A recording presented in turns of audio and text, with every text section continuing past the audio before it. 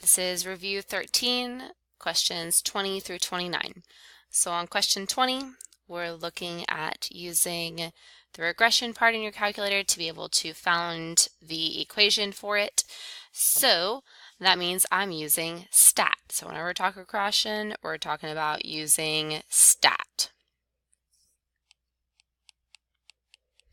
Okay, so I'm going to click on my calculator, go to stat, clear out anything that's in there, and start with what we got. So 0, 1, 2, 3, 5, and 6, and then 0, -1, another -1, 0, 2, 5, 9. Okay, so I'm going to stat, calc. I'm going to check if it's linear, so I'm going to go to 4, all the way down, and I don't like that. Let's see if quadratic's better. Stat, calc, 5, all the way down. Much better. R squared is equal to 1. So I don't have an R value because it is quadratic, but my R squared value is 1. So for me to find the vertex, I've got to use my equation. So if I'm going to use my equation, I'm going to have to store that equation. So remember that you're going to have to end up storing that equation. So we go stat, calc, 5, down to store regression equation. We're going alpha, trace, y1, enter, calculate, and now it's in y equals. So once it's in y equals, I can graph it, which actually with that, I want to go zoom 9, and that shows me all of those points, and everything's going through it except for that last little one. So with that, we want to find our vertex, which this one is going to be a minimum, which means that when I go to second trace, I want to choose 3 for minimum. I want to start at my vertex and go left a few times, enter. Go back, go right a few times, and enter. Enter one more time, and there's my vertex. 1.5 to -1.125. Just to kind of show you some different ways on this.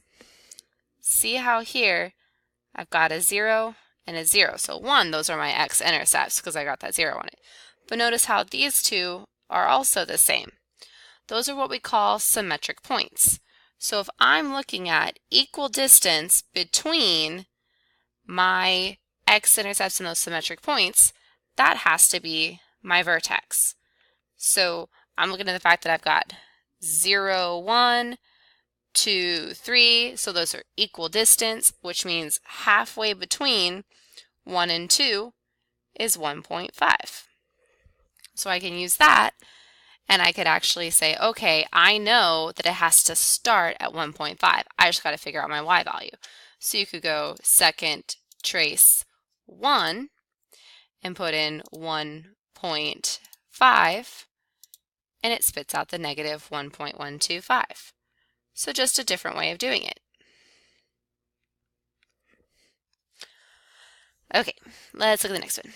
21. The quadratic function modeled below represents the approximate heights for a ball thrown by a shot putter. So I'm throwing something in the air, and it travels X amount of meters horizontally.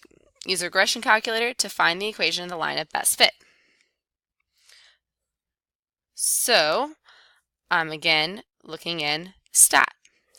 So I'm going to go back to stat, edit, clear out what I have, so going up to L2, clear, enter, over to L1, clear, enter, and entering my new numbers. 7, 20, 33, 47, 60, 67,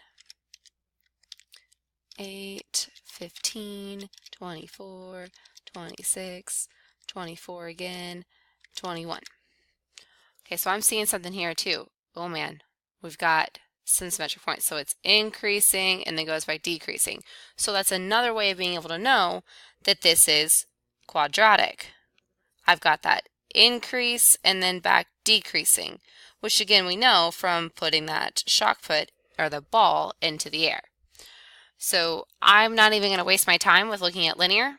I'm going to go straight over to quadratic. So I'm going to go Stat Calc 5, and I know that I'm going to end up wanting to estimate something, so I'm going to go ahead and store this equation. So we're going to go down to store regression equation, alpha trace, y1 enter, down to calculate, and there we go. Which again, I can see that r squared part of it is super close. It's got an r squared of 0.975.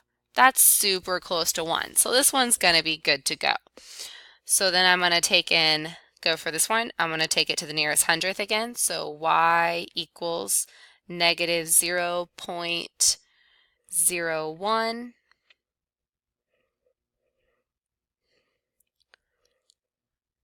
x squared and plus 1.06 x plus 0.24 on that. Okay, so we want to take and use that equation to estimate the height of the ball if it's traveled 80 meters. So that's talking about the distance, so d being equal to 80, and it's asking what is h equal to.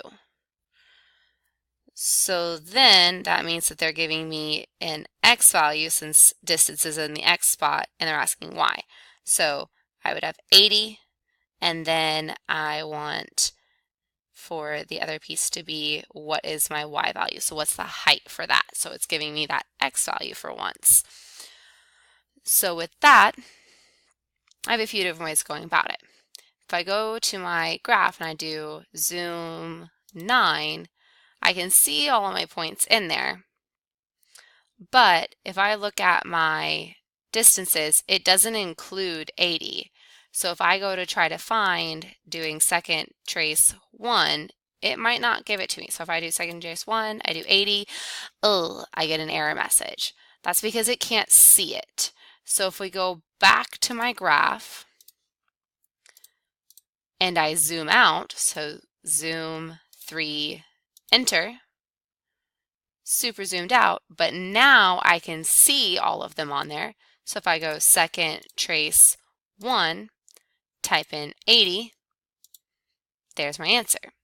I get that it is a height of 13.96 meters. Another way is using your table. Now, if I'm looking at my table, I don't want to scroll all the way down to 80. So we're going to use the table setup and going to second window to get to the table setup. And here you have two ways of doing it. You can tell your table, I want you to start at 80. So if you say table start at 80, when you go back to second table, boom, there it is. Or if you don't have that, you start at 0. If you go down to independent and you select ask, when you go back, it lets you type in whatever x value you want. So 80, 20, 0, they're all there, whatever you want. But all of those different ways to get you the same answer. All right, 22, quadratic formula to find the x-intercepts of the quadratic equation. So quadratic formula is coming from my formula card. It is x equals negative b plus or minus square root b squared minus 4ac all over 2a. So I'm going to use that and my a, b's, and c's. So remember that a, b, and c are the coefficients of this. So when I'm looking at a, it's not x squared. It's 1x squared. So a is equal to 1. B is equal to 9. c is equal to -2. Make sure that it's in standard form and equal to 0 before you start this. So now, everywhere I've got the letter, I'm going to replace it. So everywhere I see those letters, I'm replacing it with the number that I've got. So I would have x equals negative of my b value, which is 9, plus or minus square root of 9 squared minus 4 times 1 times -2, all over 2 times 1. So when they have the answer choices that are just already in quadratic formula form, you're going to keep the plus or minus, the square root, and the division bar. But we're going to look at changing each of those numbers. So I'm going to simplify each piece. So I have negative, really that's a -1 times positive 9, which is going to give me a -9.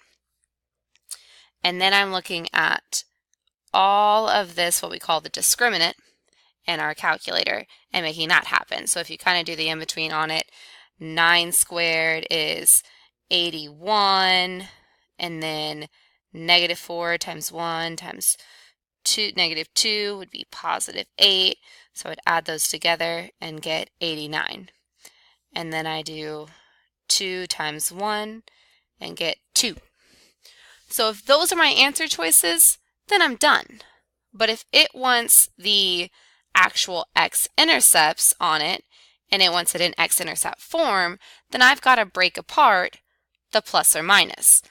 So I'm going to break that apart and say that x equals -9 plus square root of 89 over 2, and x equals -9 minus square root of 89 over 2. So that's when I'm going to need my calculator.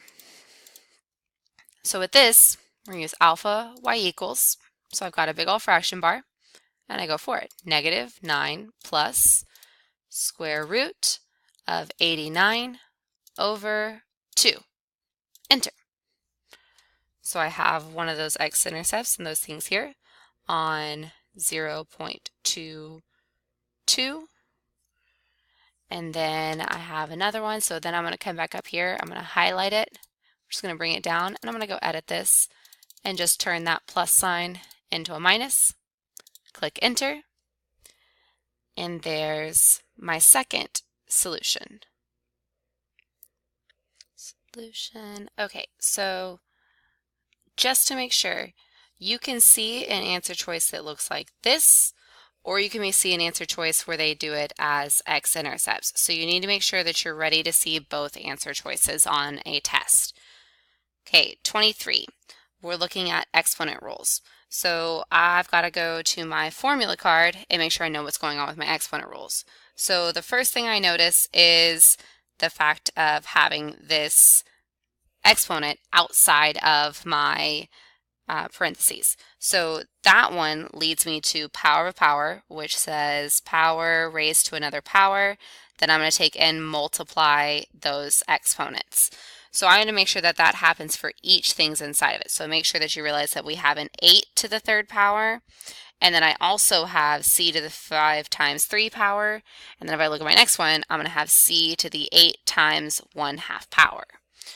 So I'm going to look at these separate, and I'm going to just start with the 8 to the third power. So when I do that, I'm just going to take in my calculator, I'm going to do 8 to the third power and get 512. Then I want to go about simplifying my c's. So then I get c, 5 times 3 is 15, and then 8 times 1/2 is 4. So then I'm going to take and go back to my formula card and look at the fact that now I've got two of them next to each other, which means this is power of a power. So I'm going to take and add those exponents together. So I'm going to add and say c to the 15 plus 4 is going to be c to the 19th power. But I'm not going to forget my 512. So I'm going to have 512 c to the 19th power.